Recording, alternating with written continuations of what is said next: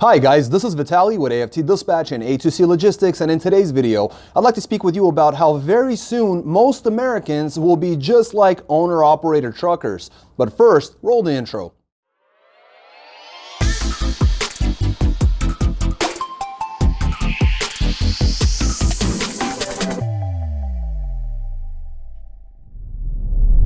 Welcome back. Before we get started, I'd like to ask you to please like the video, be sure you subscribe to the channel and hit the notification bell so you never miss a single release of our videos, where every Friday we're talking about something that could benefit you in your trucking businesses, in your trucking careers, as well as cover the loads we've successfully booked for our customers, consisting of leased down owner operators and carriers operating under their own MC authorities, running under our truck dispatch services. As always, guys, big thank you for all the likes you've provided in all the previous videos. Please do keep them coming, and let's talk about how most Americans are going to be just like owner operator truckers in the near future. Now, what we're talking about here, for those who are not in the trucking industry, a lot of our viewers are outside of the trucking industry, and they watch our videos in order to get an insight into the industry. So we actually made a video, and I'll leave a little card in the corner. It's less than 1 minute long, and kind of gives you a glimpse into the 3 different ways that truckers can make money in the trucking industry. So I'll leave that card there. But for those of you outside the trucking industry, and for simplicity's sake, let's just say an owner-operator, someone unlike a company driver who's given a truck, a trailer, a load, everything is covered, diesel, insurance, all the expenses are covered. An owner-operator, for simplicity's sake, is someone who actually covers all those expenses out of their pocket and works independently to earn a living. So kind of have an idea there. That's who owner-operator truckers are. Now, the video, like I said, I'll leave it in the corner. Highly recommend watching it. It's super fast paced, less than a minute, and it'll give you, a lot of information in a very short period of time. So moving on, let's look at the stats, guys. Let's look at the stats. 36% of U.S. workers are part of the gig economy. Surely you've heard that word, gig economy. 36% of U.S. workers are involved, and it's growing at a very rapid clip. And the truth is that if the gig economy continues to grow at just the current rate that it's growing, over 50% of all the U.S. workforce will actually participate in it by the year 2027. Now, at this time, nearly 40% of all U.S. workers are also freelancing. Now, if we add owner-operator truckers into that mix, we come up with a very large number. In fact, the U.S. gig economy, so we're talking like Uber and Lyft and such companies, that do the food delivery, things like that. A lot of people are making extra money, side hustles, things like that. A lot of people have that as their full-time income. But this gig economy, if you will, is growing 3 times faster than the U.S. workforce as a whole. Furthermore, 51% of those responding to these surveys, they said they would not go back to a traditional, work or traditional type of work for any amount of money. 84% of the freelancers said that they consider this their preferred lifestyle. That's versus 54% of traditional job holders, right? Your regular 9-to-5ers. 84% versus 54%. Now get this, 78% of these gig workers, they actually say they're happier, and 68% of them say they're healthier. So they're healthy and happy, and well over half of the population in that grouping. 1 in 6 of them want to be an independent earner, and that's why they got into it in the first place. As far as the gender gap, 59% of males and 74% of females absolutely love freelancing. And by the year 2025, we're looking at 75% of the global workforce. It will consist of millennials. And looking at stateside, 80% of the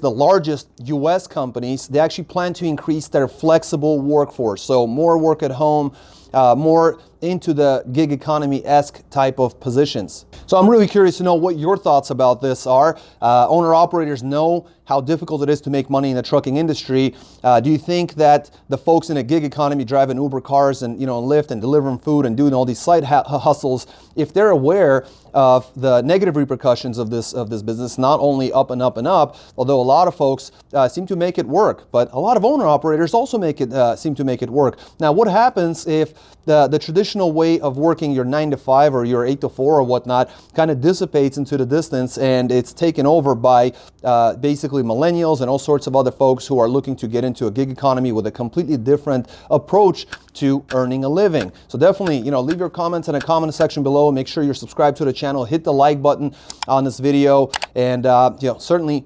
Merry Christmas to you guys, and yours. And we'll do one more video before the year is up. We had another great week. This week we have vans, reefers, a flatbed. We got some teams. So things are looking up. The market seems to be doing just fine if you're working with the right company. I'm going to switch over to the camera. We're going to look over the loads that we book for our customers, and I'll see you guys in just a moment. Welcome back. Let's take a look at some of these loads. We got some, as mentioned, some great freight. Markets keep giving, and we keep taking. Gonna go ahead and start off with a dry van. This is a solo coming out of Corpus Christi, Texas, going to Lubbock, Texas. Real quick local run there. 44,000 pound load of mulch. 529 miles, booked at $13.50, got them $2.55 a mile. Then Muleshoe, Texas, going to Yakima, Washington with a 43,000 pound load of masa. Not sure exactly what that is, but 1,532 miles, booked at $4,000, got them $2.61 a mile. They finished off with Yakima, Washington, zero deadhead, going to Columbus, New Mexico. This is a 42,000 pound load of plastic apple trays. 1,550 miles, booked at $31.50, got them $2.03 a mile. Ran these in just 6 days, running Tuesday to Wednesday. Ended up grossing $8,500 in 6 days, and a standard dry van as a solo ran 3,611 loaded miles at an average of 235 per loaded mile average. Excellent job there. We're going to switch over to a flatbed. It's been a little while. It's one pick, two dropper out of Shippensburg, Pennsylvania, going to Fort Lupton, Colorado, and a Grand Junction, Colorado drop as a final. 1,858 miles, booked at $5,000 even, got them $2.69 a mile. Great rate, lots of miles. Then pulled out a load out of Gypsum, Colorado to Denver, Colorado. Real quick run there. Very heavy, 48,000 pound load of wallboard. It's a 134 mile run, thankfully. Booked at $825, got them $6.16 a mile. Then Fountain, Colorado to Durango, Colorado, doing some local runs there. Another shorter run, 47,000 pound load of bagged stone. It's a 301 mile run, booked at $1,100, got them $3.65 a mile. And finally took a load out of Monte Vista, Colorado, going to Dalhart, Texas, with a 48,000 pound load of Lucerne. It's a 277 mile run, booked at $1,000, got them $3.61 a mile on that one. 7 days on the road. This flatbed solo ended up grossing $7,925 on their 2,570 loaded miles. Got them an average of 308 per loaded mile average. Yes, some heavier freight, not the best markets. You guys got them out of there, got them a great rate, good money, and definitely made it happen. Next, we're gonna go ahead and look at a reefer coming out of, looks like a two pick one dropper out of Arcadia, Florida, and a second pick out of Dellen, Florida, going to Evans City, Pennsylvania. 37,000 pound load of fresh food at 0 degrees on a reefer. 1,112 miles, booked at $2,000, got them $1.80 on that one. They made up the difference once they got out to Pennsylvania. Pulled out of Evans City, Pennsylvania, zero deadhead, going to Dacula, Georgia. 673 mile run, a 40,000 pound load of fresh meat at 34 degrees.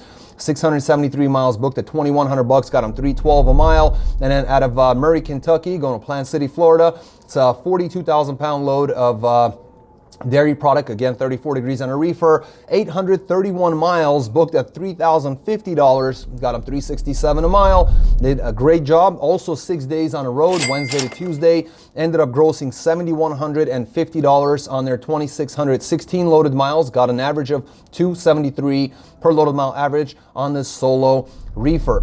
Next, we got ourselves a regular dry van. This is a solo coming out of Henderson, Colorado, with 4 drops.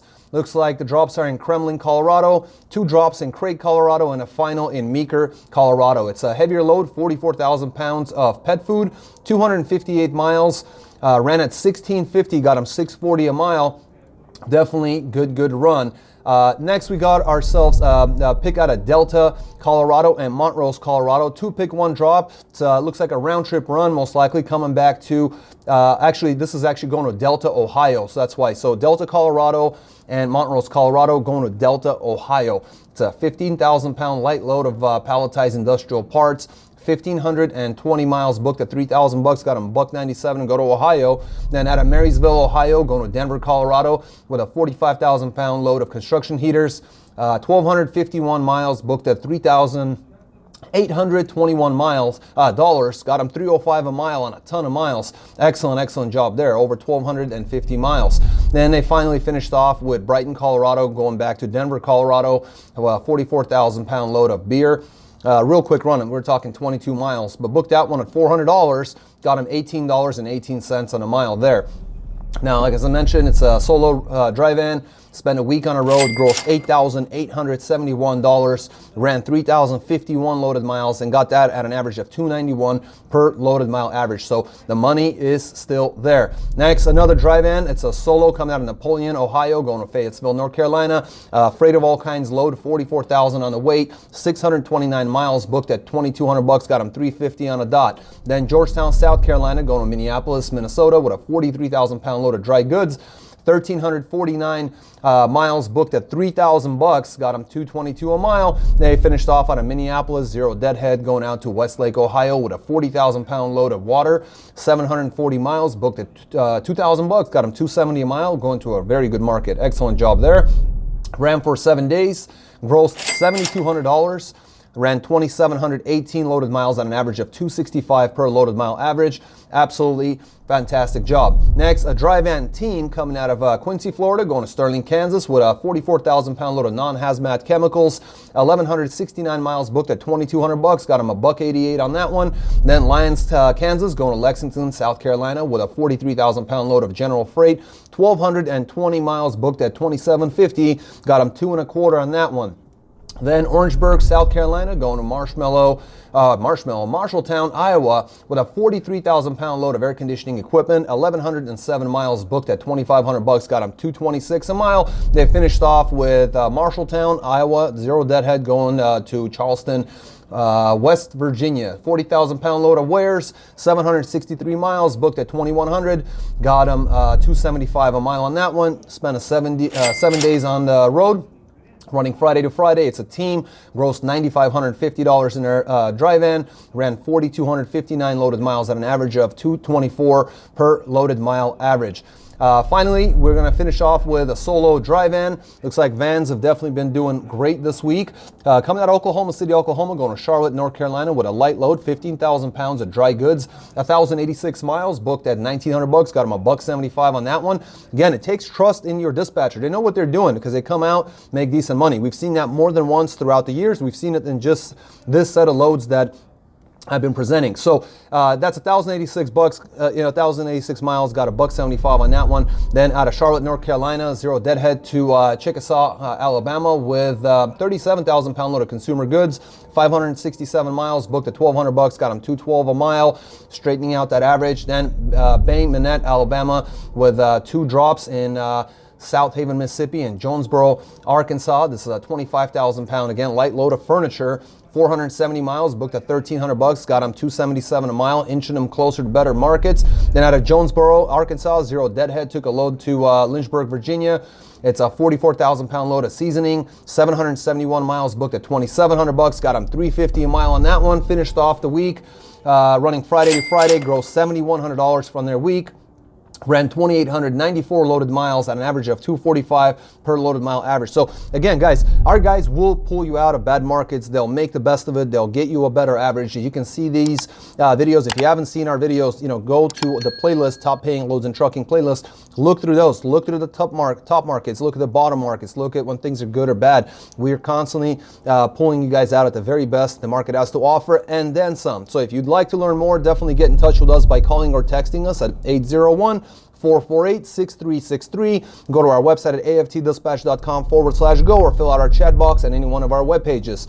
And guys, very Merry Christmas to you guys. Happy New Year. We'll do one more video, and really looking forward to ending this year with a bang, starting fresh again next year. And we'll see you guys in the next video. Until then, stay healthy, be wealthy. Take care.